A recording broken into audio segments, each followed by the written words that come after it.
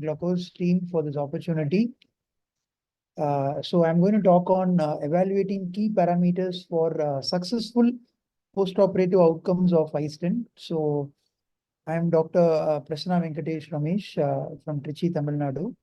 And I've just split my objectives into 6 parts. The procedural journey, video-based. I also have shared some of my data and also some of the post-op imaging and some of the training features that you need to undergo along with a summary. So my journey started in 2019 in Melbourne when I started this procedure or learned this procedure in a wet lab. And I would still say it's an ongoing journey. I'm still learning as each generation keeps on changing. So I'm not going into the theoretical aspect of MIGS, but MIGS is something which is very promising. It's an ab interno approach, which is highly safe and highly efficacious, and it's very ease of use. There is only a minimal disruption of anatomy when it comes to mixed procedures. So we also published what I'm going to talk. It's in the last year's issue of February 2023 in the Indian Journal of Ophthalmology. And without much delay, let us start with the inclusion criteria. So whenever we choose the post-op outcomes always starts from the pre-op. So I wanted to emphasize more on the inclusion criteria that we are going to select an iStent Inject W. So the first generation and the second generation being iStent Inject, where one stent was placed, and then came the second generation where the flanges were not that broader.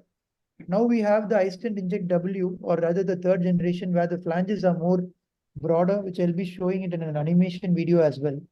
I would recommend you to start slow and steady in a mild glaucoma patient whose angles are open, obviously. A primary open angle glaucoma patient whose angles are open. CD ratio, I would even tell you to be even more choosy, like start with 0.6 and then you can slowly escalate to 0.8 or less than 0.8. Once you are comfortable with it, start with an IOP of around 25 millimeters. Then you can always escalate up to 30 once you know how it works in your hands. And you can always target an intraocular pressure of up to 15 millimeters. I'll also be sharing my data. So start with patients in a very slow manner and then go for phakic patients, pseudo-phakic patients. Initially, you can have combined surgery where you can combine it along with a cataract. I do a iStent Inject W after a cataract procedure, not before one. And always patients who have compliance issue, difficulty in taking medications, they all will benefit from these procedure. But the main emphasis are gonioscopy, a solid indirect gonioscopy pre-operative. You need to see the angles which are open because you should not end up with a PAS or rubiosis patient. So these are some of the exclusion criterias that we need to keep it in mind. So it's always the basic sciences of good pre-operative indirect gonioscopy is the first pre-operative message that I would like to give you.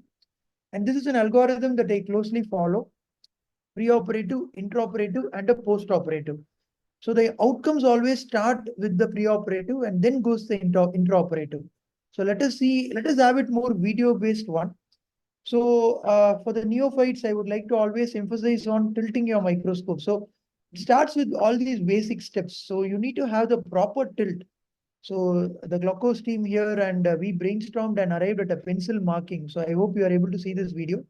So once I finish my cataract, I give the microscope to my assistant. And then once he tilts, I just lift the eyepiece on top. And then you can see I'm just lifting the eyepiece alone on top. I'll just show this part where I just lift the eyepiece alone on top after the tilt has happened. So we do a pencil marking here. So before tilt and after tilt, you can see I'm just showing it once again. So always make sure your degrees are marked correctly so that you will not have any difficulty. And you also need to have a inclinable binocular microscope eyepiece so that you are able to lift it. So these are the two things that your microscope has to give you. And once it's called the eyepiece stooping. So your microscope has to have an inclinable binocular tube and an eyepiece stooping, which is very important. Just make sure when you start it, all these things are available so that you'll end up not having any neck issues. You can also mark by using a smartphone app called the angle meter. In the initial days, I was using it, but now once I did the pencil marking, nothing like that. So that really helps you to get it marked so that you are ready to start your journey. Again, the patient's head tilt another 30-35 degree away from you. That also helps to break the total internal reflection and you get a cumulative 80 degree you can directly visualize into the angle. So that is very important. Again, see this marking here, my dear friends. Most of the procedures are actually easy. It's these kind of simple tips and tricks. The scope is towards the surgeon. The patient head is away from the surgeon. I have no financial disclosure, but these two lenses are something I'm very comfortable with, the TVG lens and the eye prism SX lens. I also have experience with Katina as well. Have the patient's head above the heart so that when you are doing the inject, it does not bleed. And this is a lens that I am using. At least for neophytes, I would recommend this when you are doing an iStent Inject W. You can see this lens, uh, it has something like a clit ring. It's called a clit ring, or it has something like a thorn. It's called the Thornton style stabilization ring. I'll just show this what happens. So I use this ring for my cases, at least in the initial cases. So it has a good docking mechanism. So if you're going to block your patient and the eye is slightly eccentrically oriented, this ring helps you dock well. And you can see in this video here, you can also move the eye accordingly. You can move the eye left and right. You can see me, this is me moving the eye left and right. So basically in your beginning cases, when you need to place this 10, 2 or 3 clock hours away, I felt this lens gave me much better view of wide angle so that I was able to place the lens much broader, the Inject W. Or rather what happens is we end up placing in the initial days very close to each other. So that is something that we need to keep it in mind when you are doing this. And for neophytes, you can always start by just using a Sinski hook and just touching the trabecular meshwork and getting yourself oriented. It's more like a shadow injection. I would say that touch it and think that you are injecting. And then once you do this, maybe 2, 3 times, you are ready to go. Have your sitting position comfortable. You can see this angle of mine. You will always recede back when you incline the microscope. So you have your comfortable position. Rest your hand over the zygoma. Have a apt position. Even the left hand matters. So because that's the gonioscopic hand that you are actually using. See how you are placing your hand comfortably over the zygoma so that it rests well. Because once the left hand is stabilized, it's only a matter of time that you're going to do a successful procedure. I feel the left hand is the surgical hand. 75% of the procedure gets done with it, and have full illumination. So once you finish your cataract procedure, or if you're doing a solo inject W, have a full 100% illumination, because under high magnification, light dropouts will be there, so that you need to have 100% illumination. So these are some simple tips and tricks. And before starting, I use Helon GB Pro, and I also put some amount of HPMC on top. This is a technique that works well in my hands. You can see that along with the Helon GB Pro, I use some amount of HPMC on top, so that, and then I do the docking with my direct gonioscopy lens. It works well. I would also advocate this step. Again, another simple tip and trick. I've just made an animation of the foot pedal along with the direct gonio. So once you place this is an unedited video. So once you place this direct gonio, see how the blood is dispersing centrifugally. So don't remove the lens. If you're going to remove the lens now, the blood will again come into the field, and that will pose a challenge. Now just zoom in. So once you zoom in, just find focus, your left hand and your left leg. Focus on it even for your iStent Inject W. Once you focus on the angles, there it is. Now you zoom out. So see the foot pedal here, I'm zooming out. The left hand is just not moving at all. Then take whatever instrument that you want to take it in. Here I'm using a blade, but in iStent you'll be taking an iStent Inject W, and then you will be zooming in again. So zoom out, zoom in, and all these things, do it with your left hand. And these are some of the challenges that you will face. I want to highlight these things because the procedure as such, it's just a 30-second procedure. But the challenges that you will face very commonly are reflection from a scratch. So once you put a direct gonio, see the scratches that you have. This reflections will cause trouble in your early days. Make sure you don't have any reflections, or if the light is over illuminated, you will have a lot of over reflection. So try to avoid these things. Otherwise, you will end up not visualizing the angle structures when you're doing an inject W. Again, excessive pressure. If you're going to give an excessive pressure with your inject W when you're taking it in, and you're going to give excessive pressure in your left hand, you'll not be able to see where you're going to place your stent. That is something that is very important. Collapse of the Schlemm's canal. Again, if you give more pressure with your left hand, because in initial stages, you would be more focused on implanting the stent, and your left hand will be pushing it down. So that time what happens is the Schlemm's canal will collapse. As you can see here, there is a wavy collapse of the Schlemm's canal. These are some things which should not happen. If it happens, you will not be able to place the stent in the right plane of choice that you want to. Again, this is a case of inject W. You can see that a small amount of axial pressure I am giving it, and then I am clicking. Once I click, the stent releases. And as I told, you always need to go 2 or 3 clock hours away. And then again, the pigmented trabecular meshwork that you can see. Again, I'm injecting the second stent here.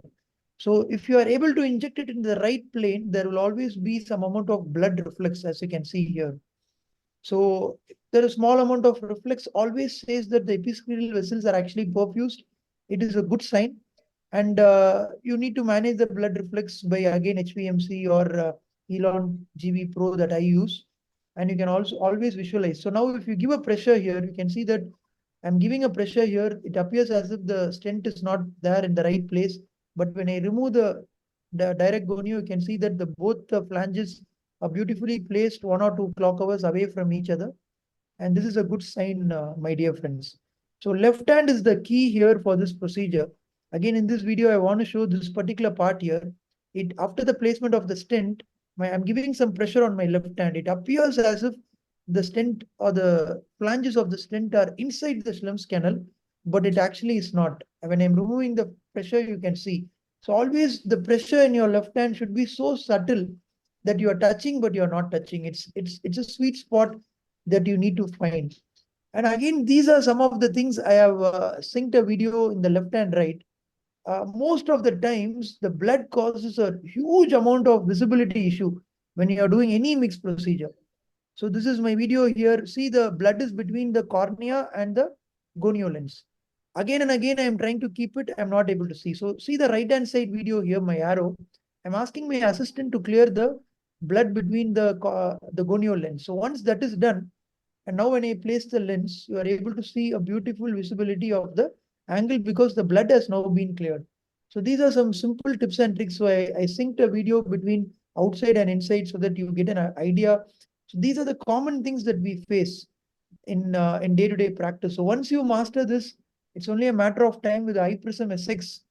You will be able to do a handless technique where both hands will be free. I even was able to do it with very much comfort in my live surgery, which I done at January at Rajan Eye Care at Surgical Strike.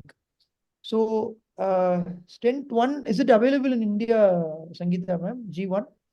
So G1 is No, not available. You don't have any stocks available in India, right?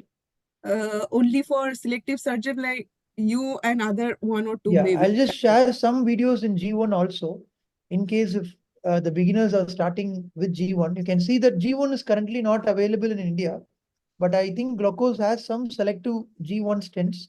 So you always place G1 more tangentially. So these are some of my early cases where I place a stent tangentially. Different cases show different signs.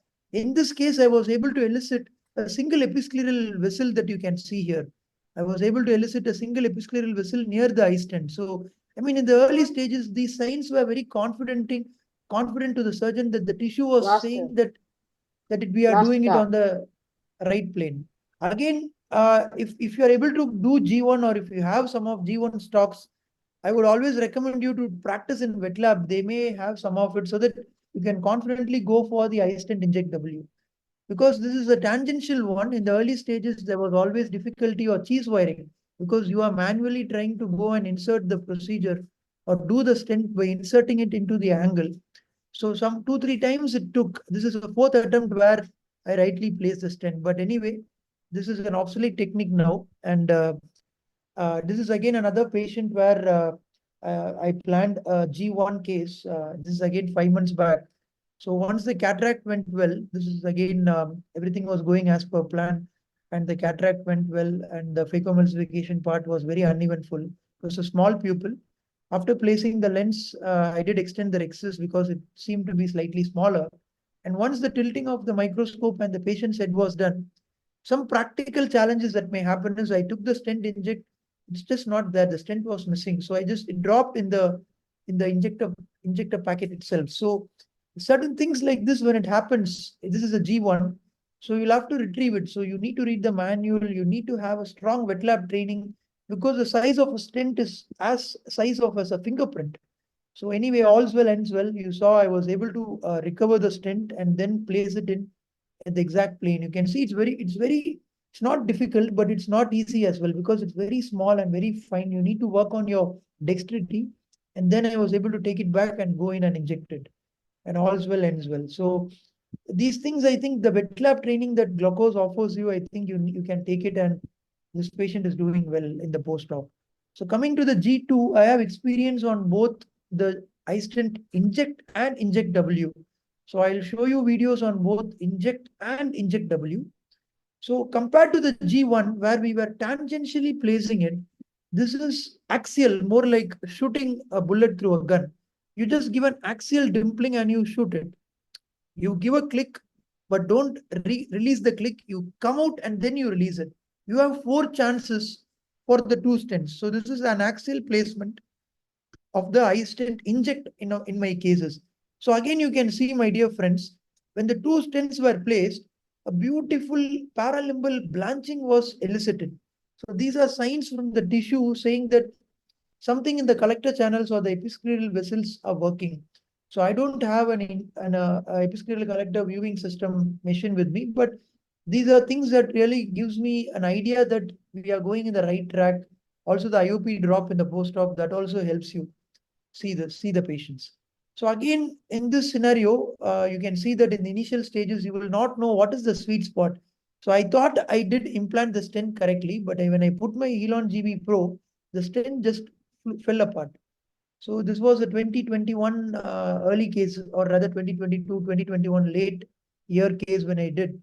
Not many teaching videos were there, and we had to first place the second stent first. As you can see, we should not panic.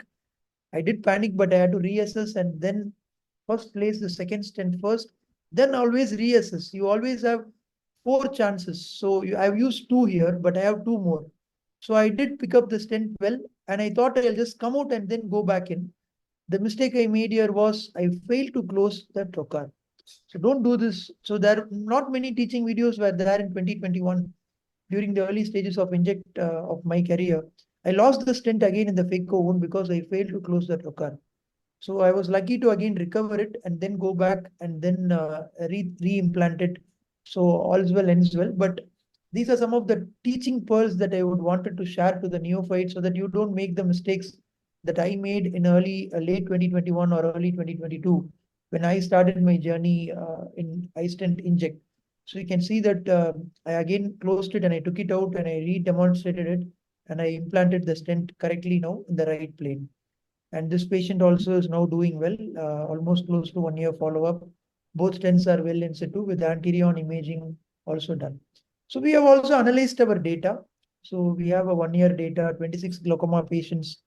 And with iStent, the drop is very minimal, 3 to 4 millimeters that you can see. But 91% of them were at 3 months medication free. This is, I'm talking about generation 1. When you, even the number of medications, you can see 1.82 to 0.27. It's a very significant drop. These are my data, not data from Glucose. And the data is very promising. With Inject, I did encounter a small spike at 1 month, but again, you can see the drop started to happen in 60 days, 90 days, and we have data now up to 1 year. The drop is still there. A plateau phase has arrived. And I'm not really sure why the spike happened at 1 month. I'm trying to see the reason why it happened, but with Inject W, I'm not facing that issue. And 80% of the patients' usage of AGM medications has reduced at 3 months and it is holding on. And most of the patients have now crossed 1 year follow-up. And the number of AGM has dropped from 3.07 to 1.4. I've had more than a 50% drop in AGMs, and I've started being more aggressive in patient selection now. Initially, I started with only 1 AGM pre-op.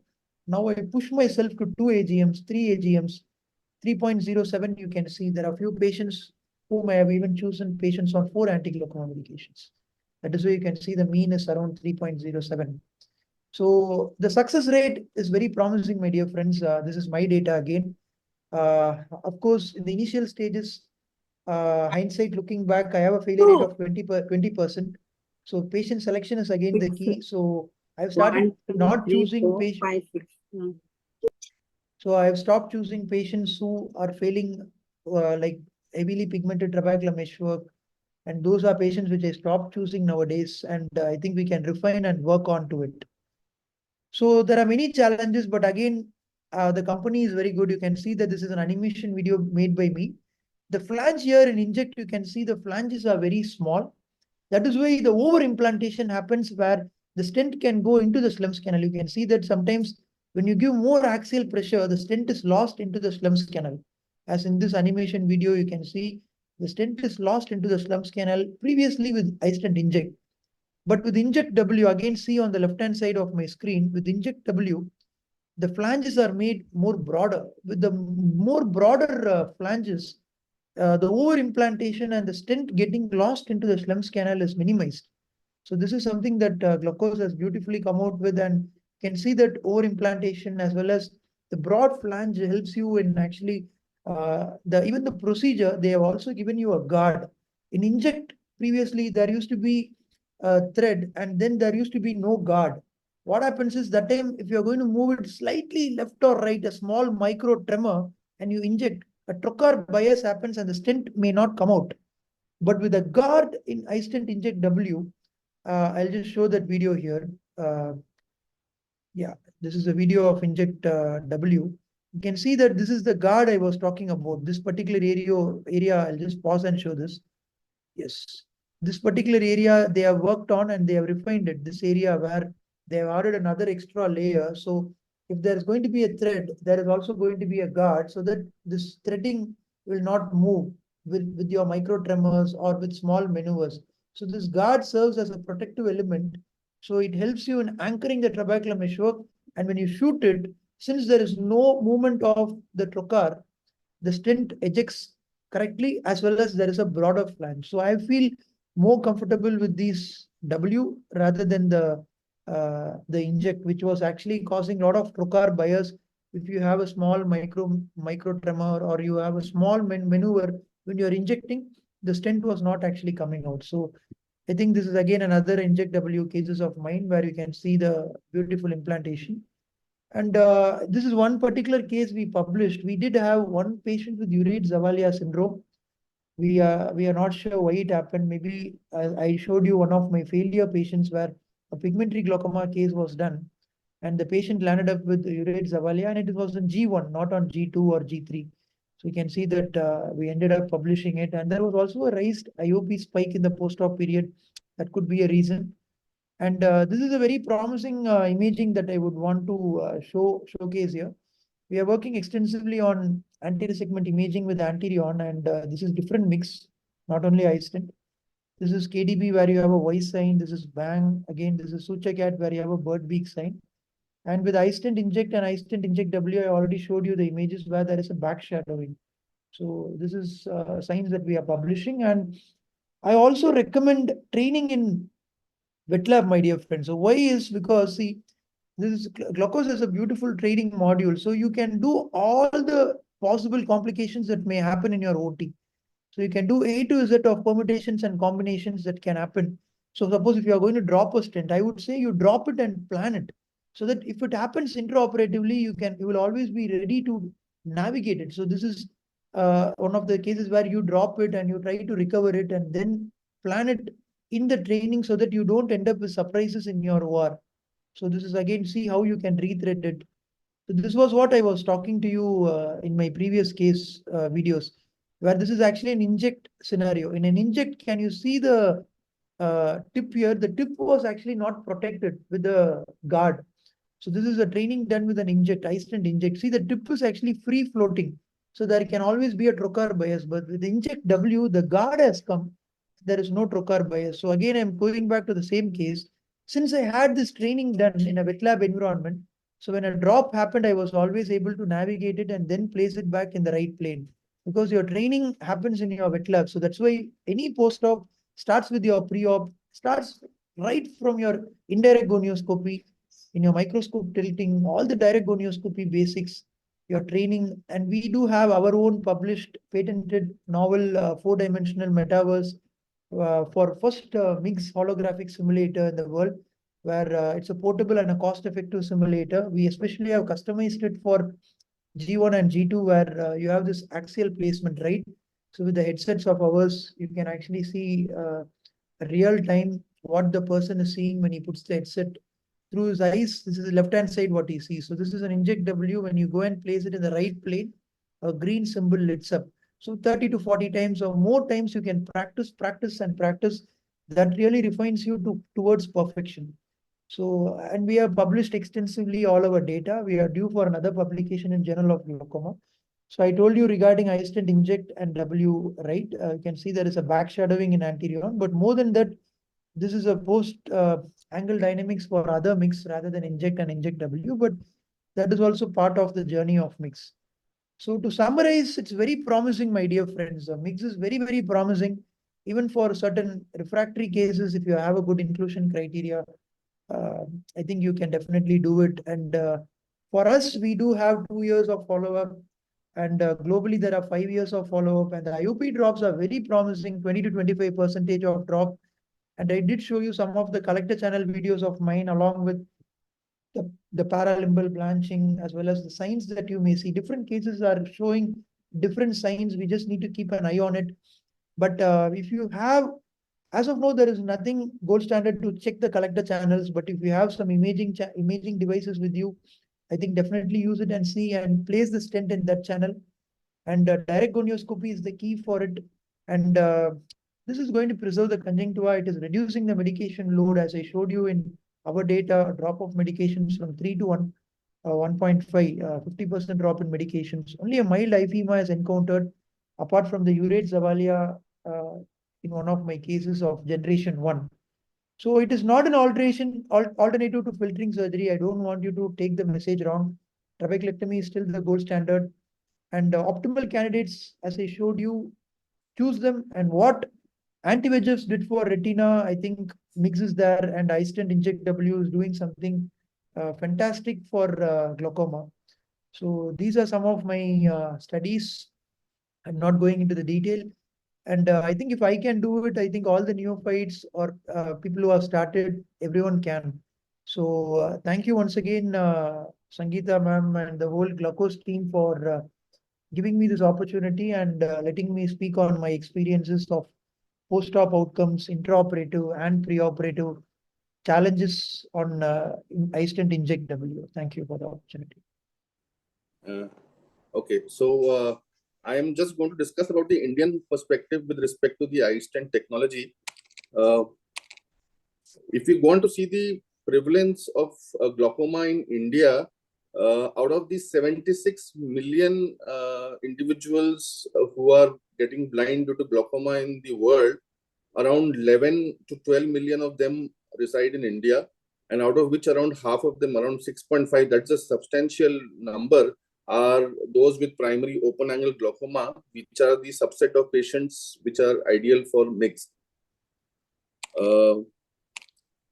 If you see the population, it is going to age in the coming years. Studies are showing that the amount of or the proportion of people who are 60 years and above is going to increase to 19% by the year 2050 as compared to 14% in 2021.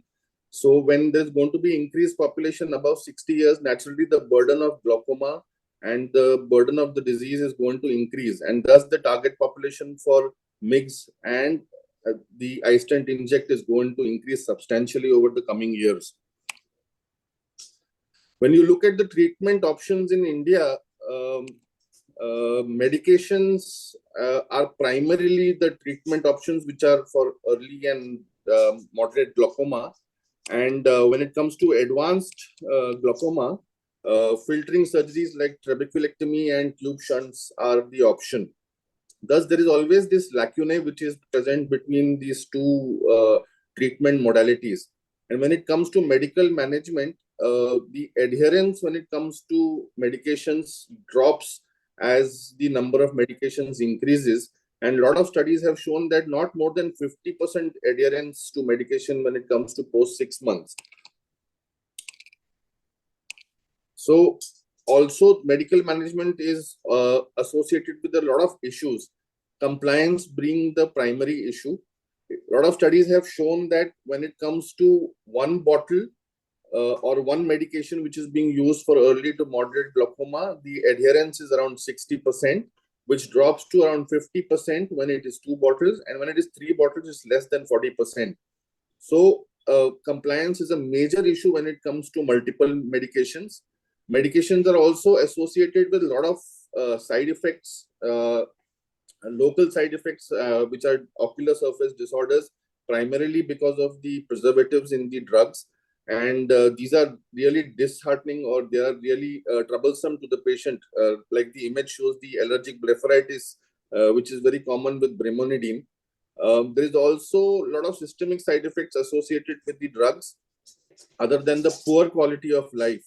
When it's very easy to prescribe a medication and expect a patient to go home and instill, you end up writing 4 medications in 3 bottles, and then you expect him to go and put them daily and be really methodical. It's really easier said than done. When it comes to multiple drops of medications being instilled in the eyes daily, it amounts to a very poor quality of life. And another important point when it comes to medical management is the fluctuations in the pressure. See, when compliance and adherence is going to be an issue, there is always going to be bound in non-adherence and missing doses. This is going to lead to fluctuations in the pressure, and it has very well been documented that fluctuations in the pressure leads to disease progression. There is this study which was done by Ketki, Rajurkar and et al. In Shroff's hospital, where they studied the compliance to medication in the Indian scenario. And they defined compliance as missing a single dose in a week, or not being able to enumerate the drugs which they are being used properly. So in these scenarios, it was seen that full compliance was seen in only around 51% of cases, while total non-compliance in as high as 16.6 and partial non-compliance in 32%. So that means around 49% of the patients where we prescribe, that means 1 in every 2 patients that we are prescribing medications are going to be ending up to be non-compliant. So in this paradigm, now micro-invasive glaucoma surgery has created an excellent option where we can reduce the dependence on medications in mild to moderate glaucoma. Also in moderate or advanced glaucoma, where there is extensive side effects to drugs, where there is intolerance to medication. Now MIGS is trying to push away the invasive surgeries and increasing our spectrum where we can manage them with MIGS. When it comes to MIGS,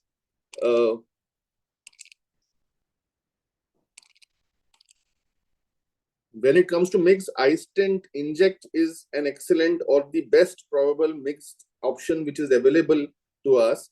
And this is where it fits into the spectrum. When it comes to treatment, iStent Inject is an excellent option which is available for mild to moderate glaucoma, because it is going to push away the risks which are associated with conventional surgeries.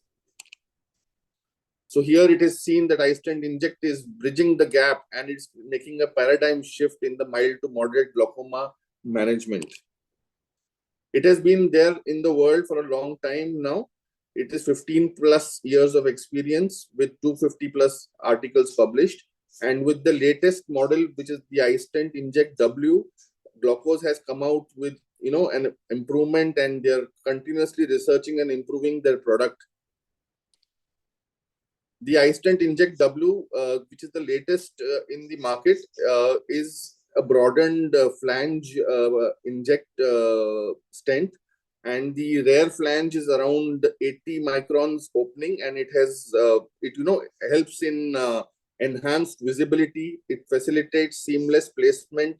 It provides observable positioning, and it helps in preventing over implantation. This is an animation of the procedure already discussed by Prasanna. The surgical procedure has been discussed. This is some evidence, that always this helps in understanding that the inject stent is definitely working. Here, the aqueous angiography studies have shown that there is increased outflow through the aqueous episcleral vessels. So there is evidence that definitely this stent is working and it is providing good intraocular pressure control. There is another study where they have done the ASOCT imaging, which was done in the 5 quadrants. This too shows that increased outflow is available, and there is a widening of the episcleral venous system, which is present in the areas adjacent to the stent as well as in the areas opposite to the stent.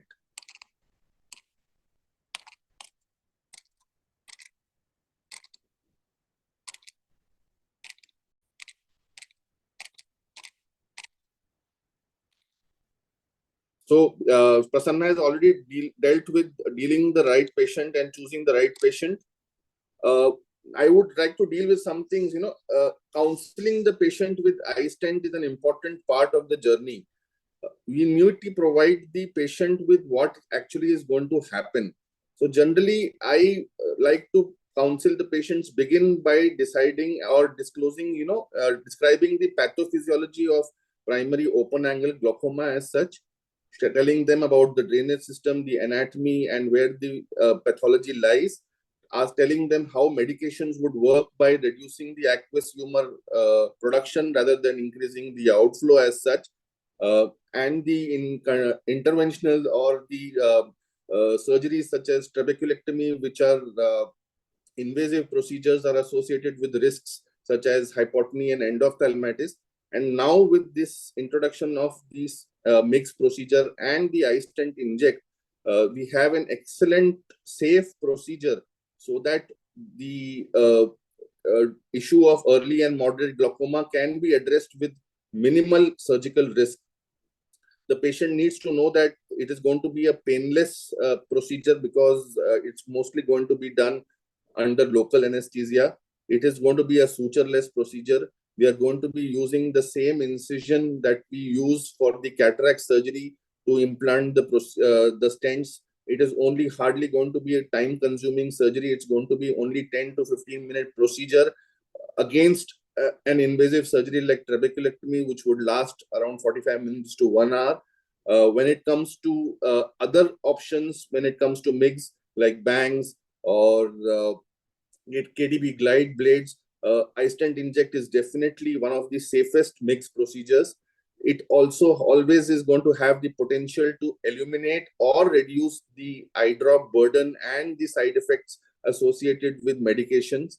It is going to restore the normal aqueous outflow channels, and it is not going to create a damage to the trabecular meshworks, thus increasing the chances of doing a successful trabeculectomy later. It is because it's going to reduce the dependence on the eye drops. The potential to improve the ocular surface health and topical anatomy is going to be better. Because fluctuations in intraocular pressure are going to go down, it is definitely going to help and retard the progression of glaucoma. And it always preserves the potential for future treatment options and definitely provides a better quality of life. What does the surgeon expect? So now we do definitely know through years of personal and other experience that the stent is definitely working. It is reducing, there is good 20 to 25% reduction in the intraocular pressure, and that surgical risks are at a bare minimum. So once we as surgeons are confident that the particular device is working and that if it is implanted in a proper and a methodical manner, it is going to give us a particular desired result, our counseling and our confidence is going to help in increasing conversion of patients into MIGS and iStent Inject. So what is important is pre-operative counseling, pre-operative chair time with the patient is very important. See, we need to set the patient's expectations right. Okay. We need to take him under confidence. We need to know what is his needs. So if you go on to see that if medication compliance is going to be an issue with 50% of the population, if ocular surface disorders is so common with the use of medications, an option being provided to them that says that now you are going to be rid of your medications, or the number of medications are going to be reduced, is an absolute, game changer. So that is when they do realize that this option is there in the market and it is available now, that is going to improve their quality of life. Very sad to say that in the Indian scenario, most of the surgeons, have this hitch, or they are in the dilemma that the cost or the expense of the procedure is so high. So the demand of the patients, or the expectations of patients, are going to be too high.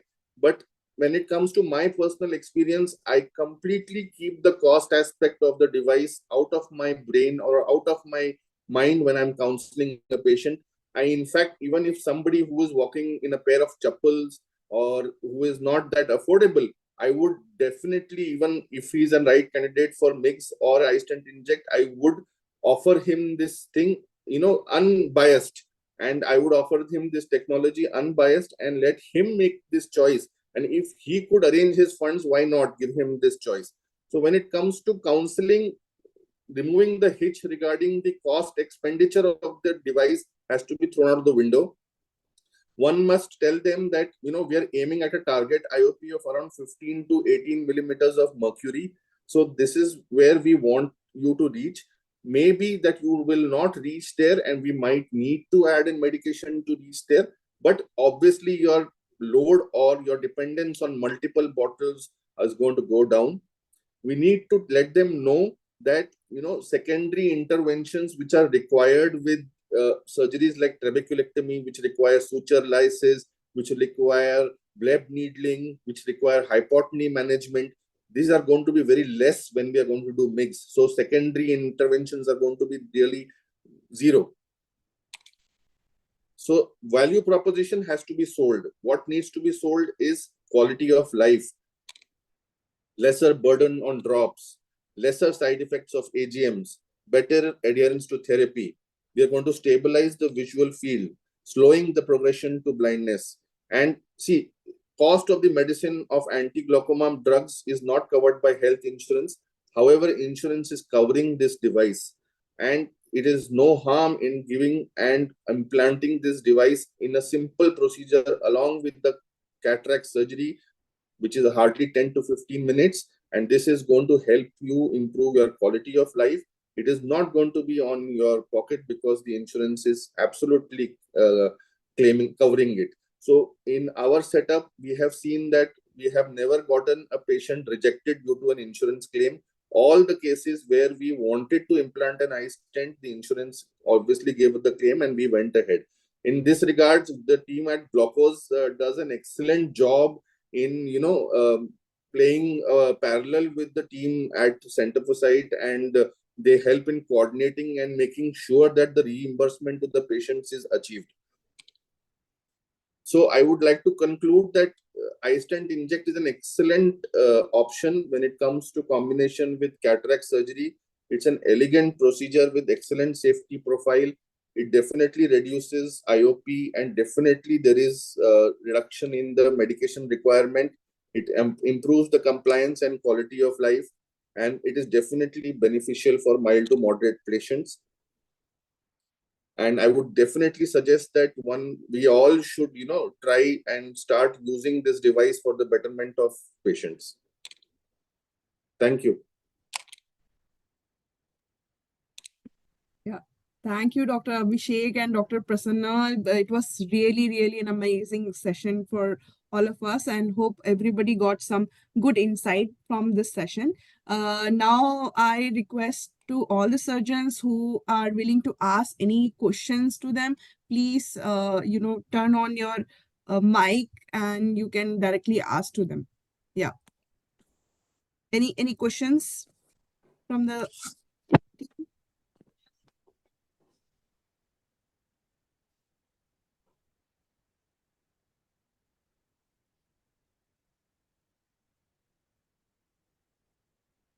Anybody would like to ask something? We have two expert surgeons here.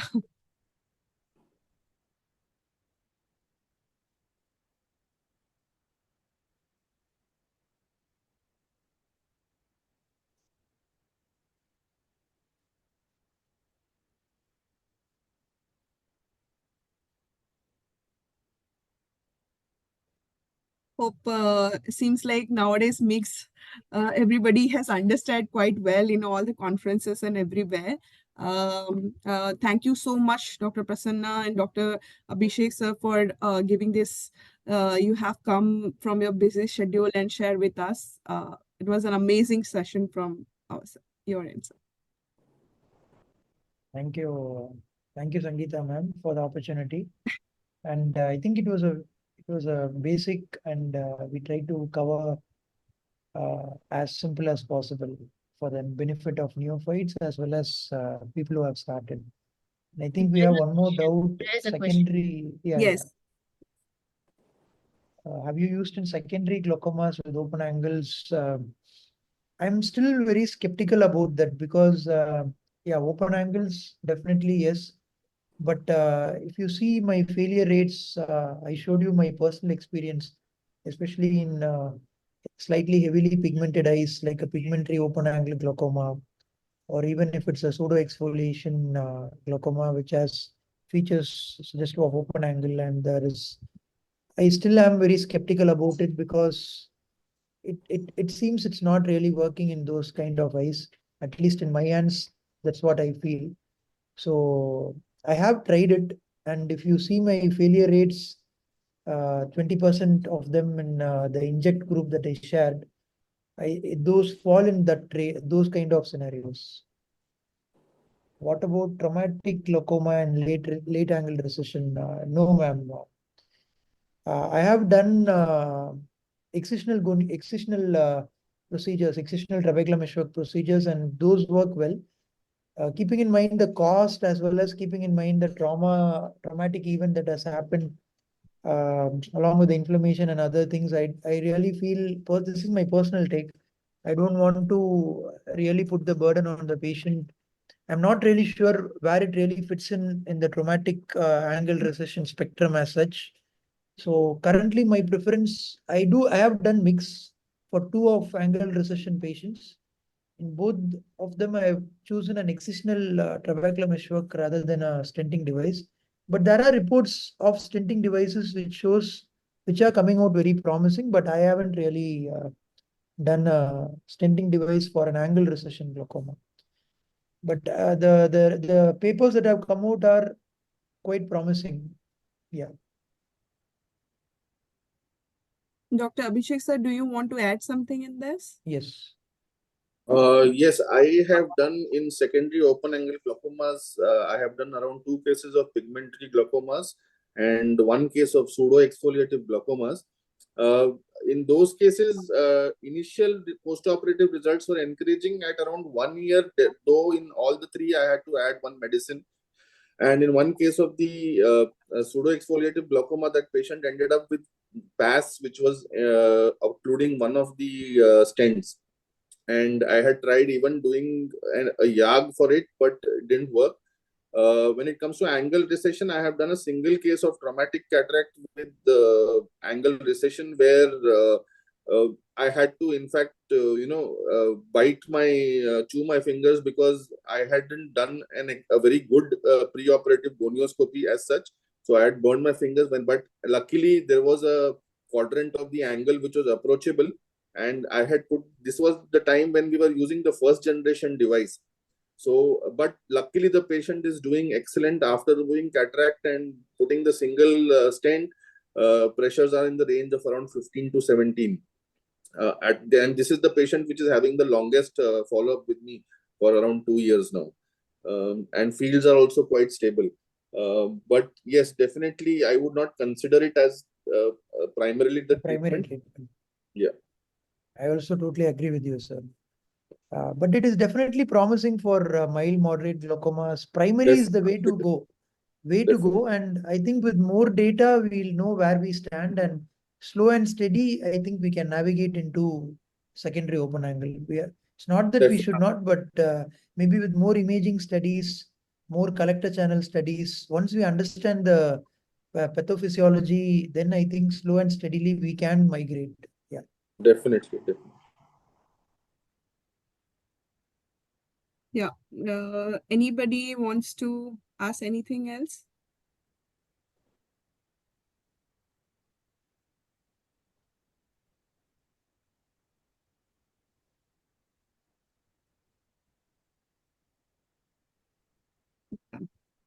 So let's close the session this time.